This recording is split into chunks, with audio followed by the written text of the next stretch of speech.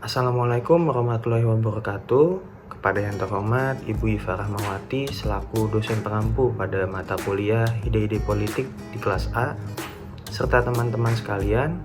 Pada kesempatan kali ini kami kelompok 1 pada mata kuliah Ide-Ide Politik ingin mempersembahkan sebuah video penugasan berupa materi pemikiran masa Yunani kuno dari dua filsafat terkemuka di dunia ini, yaitu Plato dan Aristoteles. Namun sebelum kami mulai, kami ingin memperkenalkan diri kami terlebih dahulu. Perkenalkan, nama saya Radityo Cahyudanto dengan NIM 15119-0135. Saya Emma Yusyanti, NIM 151190039. Halo semua, nama saya Dava Noval Khairi, NIM 151190093. Tunggu apa lagi? Mari kita simak video berikut. Seperti yang kita tahu, Plato dan Aristoteles merupakan salah satu filsuf terkemuka yang ada di dunia ini. Dan mereka berdua sama-sama berasal dari zaman Yunani kuno. Hingga saat ini, banyak sekali pemikiran yang telah dikemukakan oleh Aristoteles dan Plato yang masih dimanfaatkan untuk kepentingan studi zaman sekarang. Saat ini, kami akan menjelaskan deskripsi tentang Plato dan Aristoteles berupa profil, sumbangan, pemikiran, pandangan, serta relevansi pemikiran dari kedua tokoh filsuf tersebut. Pada pembahasan yang pertama ini, kita akan membahas mengenai siapa itu Plato. Plato adalah salah satu tokoh penting dari Yunani kuno dan sangat berpengaruh dalam sejarah pemikiran Barat. Plato lahir di Athena pada tahun 427 sebelum Masehi. Ia berasal dari kalangan bangsawan. Ketika ia berusia 20 tahun, ia bertemu dengan Socrates dan tertarik untuk mendalami filsafat. Dari Socrates, Plato belajar banyak hal mengenai cara berpikir dan apa yang harus dipikirkan. Kematian Socrates karena dihukum mati membuat Plato terguncang dan kecewa kepada Athena. Khawatir akan keselamatannya sendiri pasca eksekusi Socrates, Plato memilih untuk mengembara ke berbagai negeri dan berusaha untuk menerapkan pemikirannya. Namun, upaya Plato menemui kegagalan. Sekembalinya dari berkembara, Plato kemudian mendirikan sekolah tinggi filsafat yang bernama Akademia. Plato meninggal pada tahun 347 sebelum Masehi. Selanjutnya adalah sumbangan Plato. Plato mendirikan sekolah tinggi filsafat yang bernama Akademia di sebelah barat daya Athena pada tahun 387 sebelum Masehi. Sekolah filsafat ini menarik perhatian banyak masyarakat baik dari dalam maupun luar Yunani. Sekolah tinggi ini sering disebut-sebut sebagai universitas pertama di dunia. Akademi yang dibangun Plato telah memiliki kurikulum yang komprehensif, meliputi mata pelajaran astronomi, matematika, biologi, teori politik, dan filsafat. Murid yang paling terkenal adalah Aristoteles. Akhir sisa hidup Plato dihabiskan di Athena untuk mengajar di Akademia dan mengarang beberapa karya. Hampir semua karya tulis Plato berupa dialog. Tercatat ada sebanyak 35 dialog, meskipun beberapa di antaranya masih diragukan keotentikannya. Sebagian besar tema yang diangkat Plato berupa masalah politik, etika, metafisika, dan teologi. Karyanya yang paling terkenal adalah Republik. Karya-karya Plato selalu disunting dan disalin ulang dari zaman ke zaman. Selanjutnya adalah pandangan Plato mengenai ide.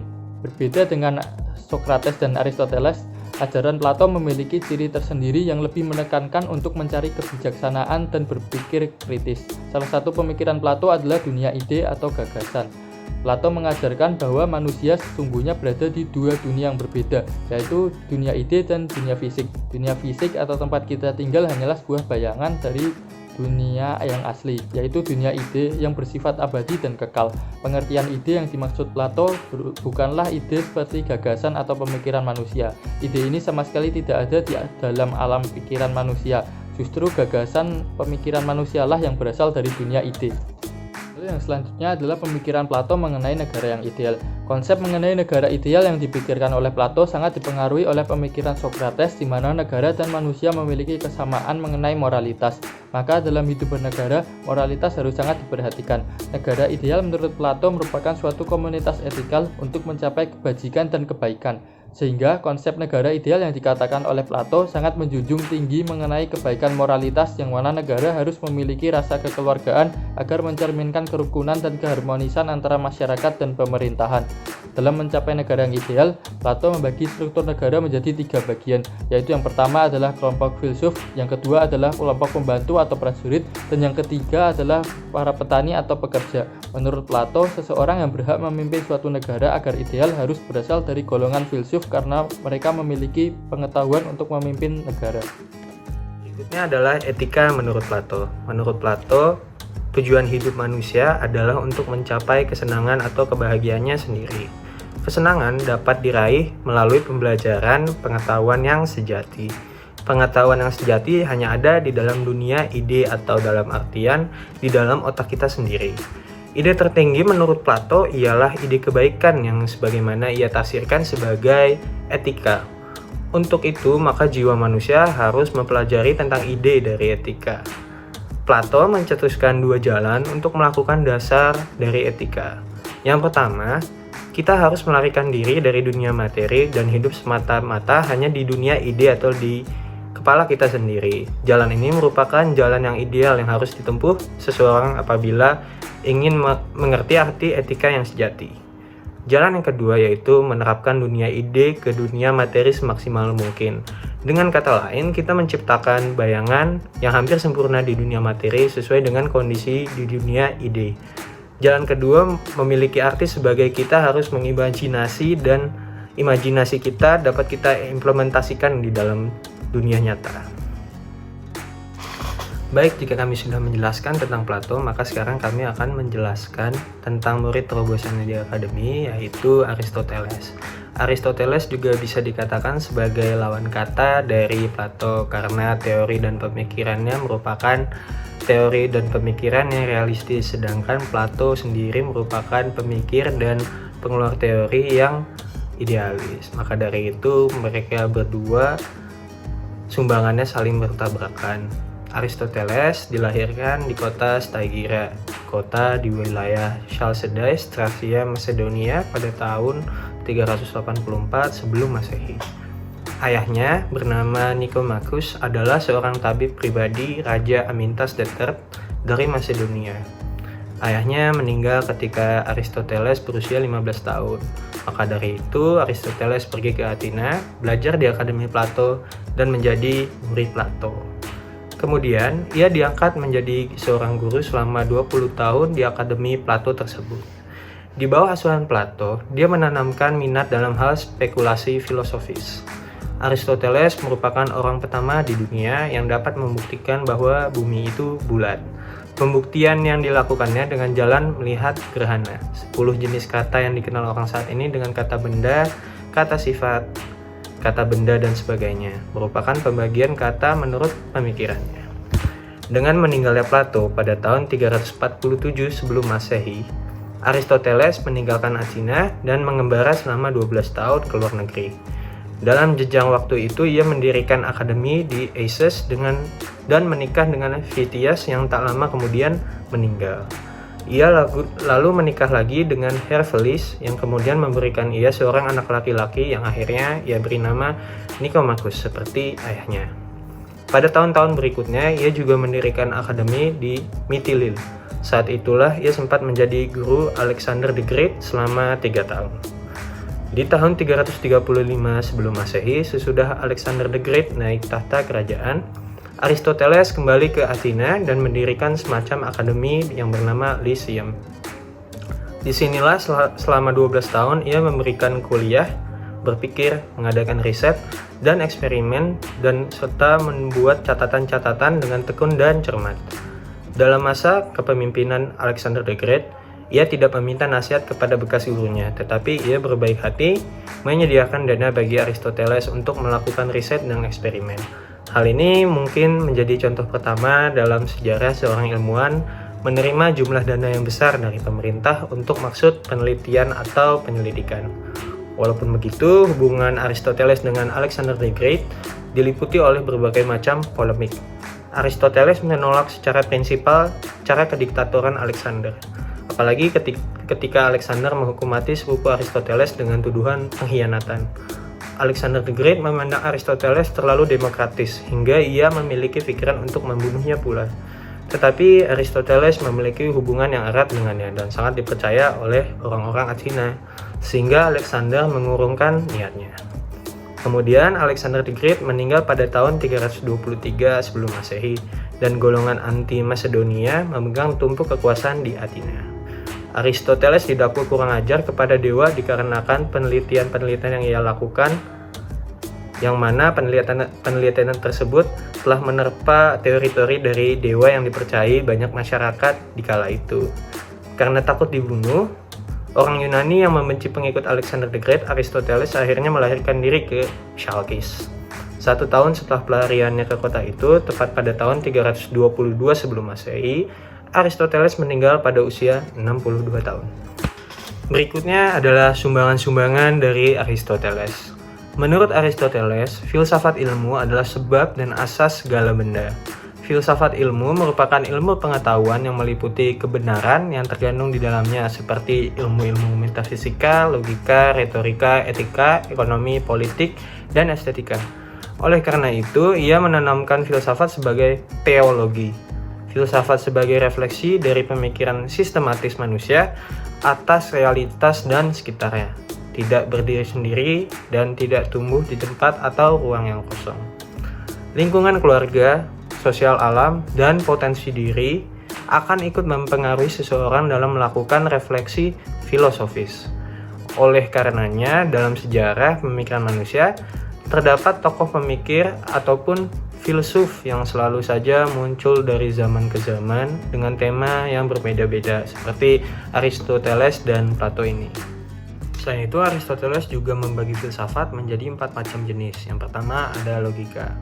Penemuan terbesar Aristoteles di dalam bidang logika adalah silogisme, yang artinya uraian berkunci, yaitu menarik kesimpulan dari kenyataan umum atas hal yang khusus dan dapat digunakan dalam menarik kesimpulan yang baru. Contohnya, jika ada 2 pernyataan, yang pertama berkata setiap manusia pasti akan mati, yang kedua dia adalah manusia, maka silogisme mengartikan sebagai dia pasti akan mati. Seperti itu. Yang kedua adalah filosofia teoretika, di mana Aristoteles percaya bahwa manusia juga bisa memikirkan sesuatu yang belum dipikirkan sebelumnya. Namun sekarang kita lebih mengenal filosofia teoretika sendiri sebagai ilmu-ilmu yang wajib dipelajari oleh manusia zaman sekarang, seperti matematika, fisika, dan metafisika.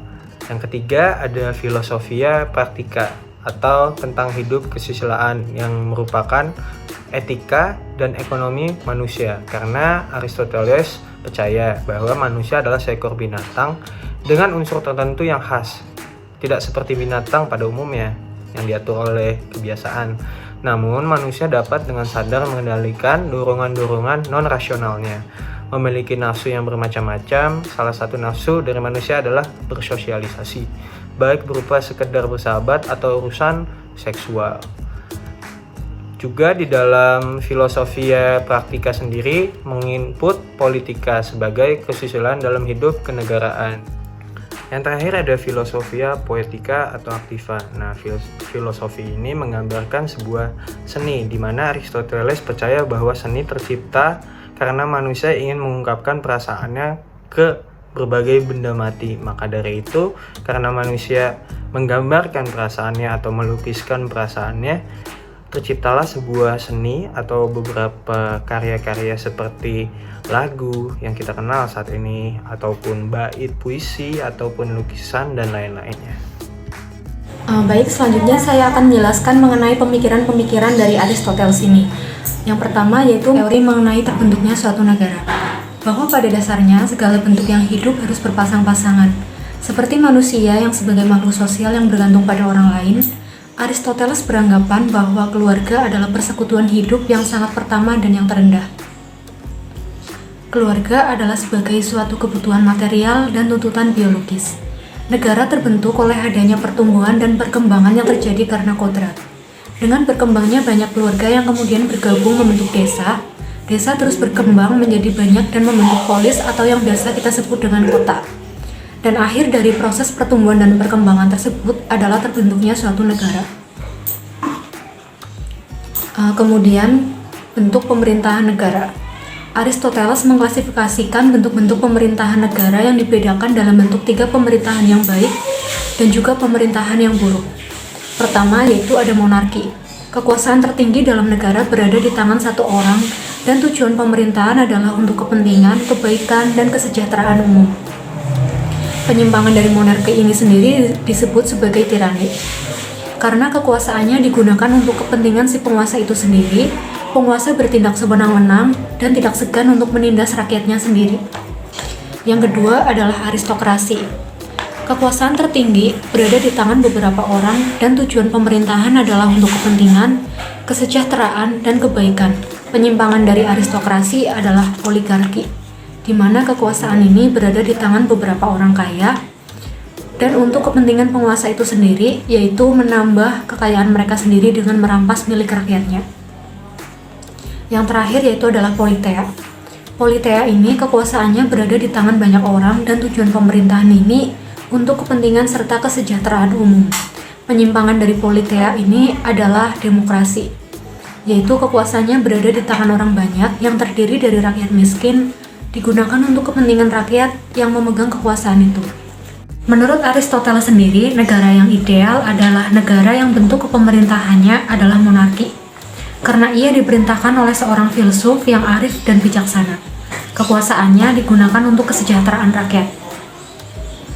Namun, Aristoteles menyadari sistem monarki nyaris tidak mungkin ada dalam realitas. Ia hanya gagasan yang lahir dan bersifat normatif yang sangat sukar diwujudkan dalam dunia empiris. Oleh karena itu, demokrasi menurut Aristoteles adalah bentuk negara yang bisa diwujudkan dalam kenyataan. Aristoteles mengatakan demokrasi adalah bentuk pemerintahan yang paling terburuk. Namun dari masa ke masa, sistem demokrasi ini mengalami perubahan yang sangat pesat. Hal ini dibuktikan dengan banyaknya negara yang menganut sistem ini. Indonesia adalah salah satu contohnya. Sejak Indonesia merdeka dan menjadi negara pada tanggal 17 Agustus 1945, dalam Undang-Undang 1945 menetapkan bahwa NKRI menganut paham demokrasi, di mana kedaulatan atau kekuasaan yang tertinggi berada di tangan rakyat dan dilaksanakan sepenuhnya oleh Majelis Permusyawaratan Rakyat. Di Indonesia sendiri pernah beberapa kali berganti sistem kepemerintahan, yaitu yang pertama menggunakan sistem demokrasi parlementer atau demokrasi liberal, yang kedua adalah demokrasi terpimpin, yang ketiga adalah demokrasi Pancasila pada era Orde Lama, dan yang terakhir adalah demokrasi Pancasila pada era reformasi. Sekian video presentasi dari kelompok 1 ini. Bila mana ada kesalahan kata maupun kesalahan teknis di dalam video, kami mohon maaf sebesar-besarnya. Kami harap video ini dapat menjadi bahan pembelajaran yang baik untuk teman-teman pada matkul ide-ide politik kelas A. Terima kasih. Wassalamualaikum warahmatullahi wabarakatuh.